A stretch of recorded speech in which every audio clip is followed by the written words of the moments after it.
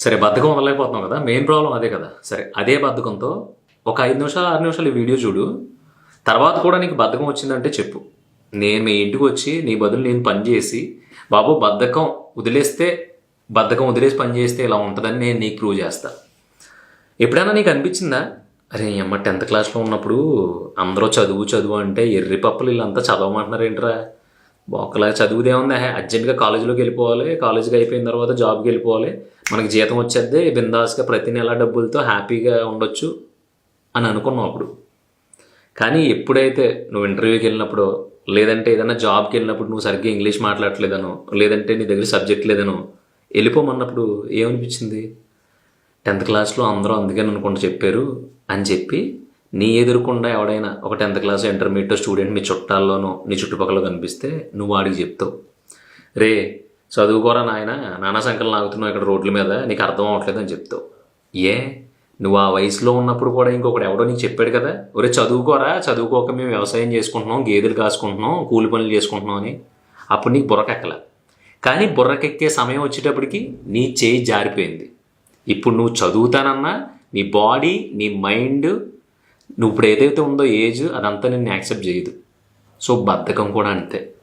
ఇప్పుడు నీకు 20 కావచ్చు, 25 కావచ్చు, 30 కావచ్చు, ఈ స్పాన్ 10 years ఏదైతే ఉందో ఈ 10 సంవత్సరాల్లో నువ్వు బద్ధకించేసి వదిలేసావు అనుకో, రేపు నరాల బలహీన పడిపోయినప్పుడు, చర్మం ముడతలు పడిపోయినప్పుడు, చేతి కర్ర లేకుండా బయటికి వెళ్ళలేని పరిస్థితి వచ్చినప్పుడు, సేమ్ ఇదే ప్యాటర్న్ అప్పుడు రిపీట్ అయిందనుకో, అంటే అరే నీ అమ్మ రోజు ఒక్క 6 నెలలు కష్టపడితే సరిపోదును, ఒక్క సంవత్సరం కష్టపడితే సరిపోదును, నాకంటూ ఒక మంచి పేరు లేదంటే ఒక మంచి సక్సెస్ వచ్చి ఉండేది, ఆ రోజు ఎప్పుడు బయట తిరగడం, సినిమాలు చూడడం లేదంటే ఇంకోటి అని టైం వేస్ట్ చేశాను, నేను అనుకున్న దాని గురించి కొంచెం కూడా కష్టపడలేకపోయాను, ఏం చేస్తాం ఇంక ఈ జీవితానికి ఇంతే అని చెప్పేసి ఆ ఏజ్లో ఏడుస్తూ చూసావా.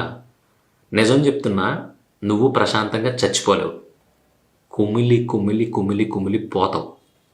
అలా పోకూడదు అంటే నువ్వు 10th క్లాస్లో ఉన్నప్పుడు ఎవడో చదువుకోరా అని చెప్తే నీకాడు ఎంత ఎర్రిపప్పలాగా అనిపించాడో, అలాగే నువ్వు 30 సంవత్సరాల్లో ఉన్నప్పుడు ఎవడో వచ్చురే ఏదో చెయ్యిండ్రా, టైం నీకు తెలీదు టక్మన్ అయిపోద్ది అన్నప్పుడు నువ్వు వాడిని ఏదో రకంగా చూస్తావు కదా.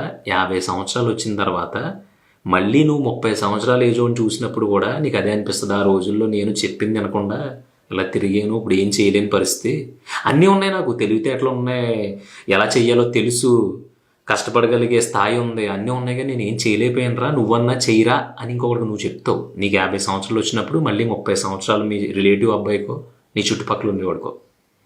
సో అలా ఇప్పుడు చేయలేక నీకు ఆ వయసు వచ్చిన తర్వాత నీ వయసులో ఉన్నోడికి చెప్పి ఈ తికమకలన్నీ అవసరమా? ప్రశాంతంగా ఎప్పుడు చచ్చిపోతావు తెలుసా? కోటీశ్వరుడిగా ఉన్నప్పుడు, లేదంటే బాగా డబ్బులు సంపాదించేసి రిచ్ లగ్జరీగా తిరిగేసినప్పుడు కాదు. అవన్నీ ఉండాల్సిన ఎంజాయ్మెంట్లు, చేయాల్సిన పనులే.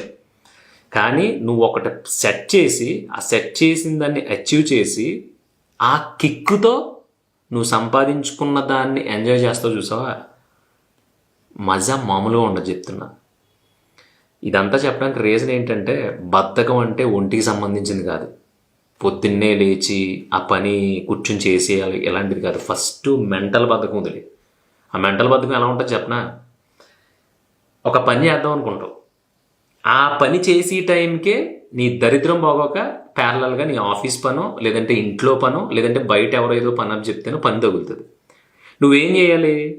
నీ పర్సనల్గా నువ్వు ఒక నిర్ణయం తీసుకుని, రేపు పొద్దున్న పలానా పని ఇది చేస్తే నాకు ఉపయోగపడుతుందని నువ్వు నిర్ణయం తీసుకున్నావు కాబట్టి, ఆ పని 7ంటికి చేయాలంటే నువ్వు 6ంటికే లెగిసి గబగబా పని కంప్లీట్ చేసేసుకుని వేరే పని మీదకి వెళ్ళాలి.